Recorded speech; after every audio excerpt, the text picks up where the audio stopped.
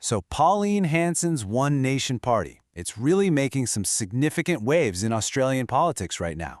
And if you want to understand what's actually driving this movement, well, we're going to break down the core arguments and the worldviews she laid out in a recent, really in-depth interview. This will get right to the heart of her message. You know, this single sentence, which she said during the interview, it pretty much sums up the entire feeling behind everything else we're about to dig into. It's a really powerful, direct statement of discontent, and it's basically the foundation for her whole political platform. Okay, so here's how we're going to break this down.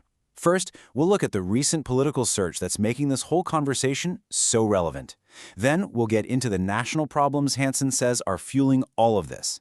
After that, we'll jump to the cultural front line to understand her take on social issues. And we'll wrap up with her call to action. All right, first up, we've got to get the context right. We need to talk about a recent and pretty notable electoral success that really put One Nation right back in the spotlight.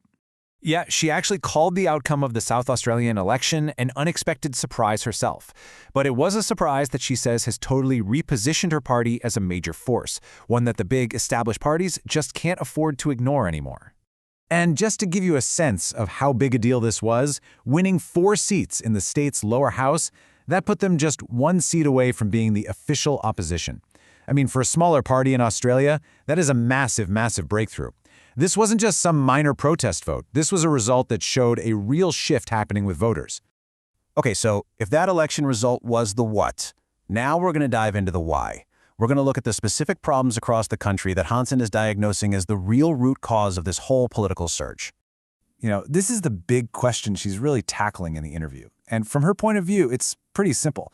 Voters are just fed up. They feel like the major parties are clueless, and they're looking to One Nation because they see their own frustrations reflected back at them. So she lays out all these issues, but the key thing is she sees them as all connected. For instance, she argues that mass migration is what's directly fueling the housing crisis and clogging up our roads, hospitals and schools. Then you throw in the soaring cost of living, this feeling that we've lost our Australian pride, and the sense that people can't even speak their minds anymore, and you've got a really powerful cocktail of discontent. All right, so now we're going to pivot a little bit to the more ideological stuff from the interview. This part is all about her very direct and, let's face it, often controversial views on the social issues that she sees as being on the cultural frontline in Australia today. When it comes to gender identity, Hanson, well, she doesn't mince words. She frames the whole thing as a common-sense fight against what she calls rubbish that is just harming and confusing kids, and she even connects it to a rise in mental health issues. So what you have here is a really stark black and white view. On one side, you have her stated reality, 2 biological sexes, male and female, and that's it. And on the other side is what she completely rejects, this idea of dozens of other gender identifications. Her whole argument is for a return to what she would just call normal. Okay, another huge topic for Hanson, and it has been for years, is multiculturalism.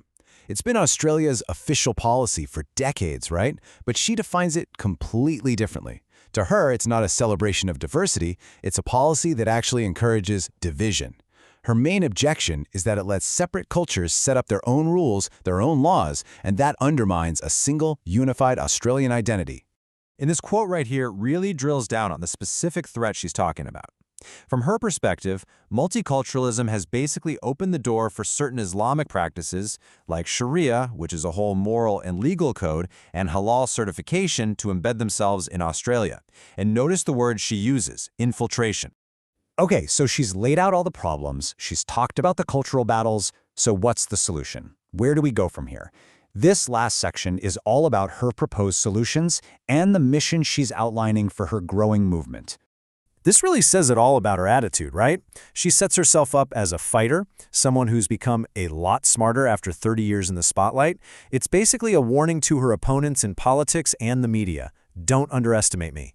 And a huge piece of her plan is about changing the law itself. She's pushing for a constitutional right to free speech. Why? Because she argues that current laws, things like hate speech legislation, are actually being used to silence ordinary people and stop them from saying what they really think. And this leads to a really pivotal moment in the interview. After she's laid out her entire worldview, she's asked point blank, what should people who agree with you actually do? And her answer isn't just about voting, it's about getting engaged. What's really interesting is her answer puts the responsibility not on politicians, but right back on the people. She lays out these clear, actionable steps.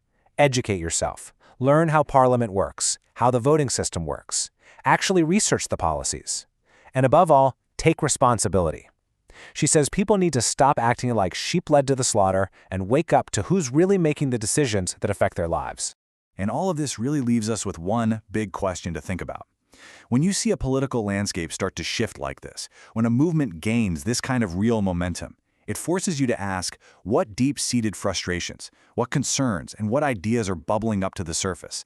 Because understanding those ideas is really the key to understanding where the country might be headed next.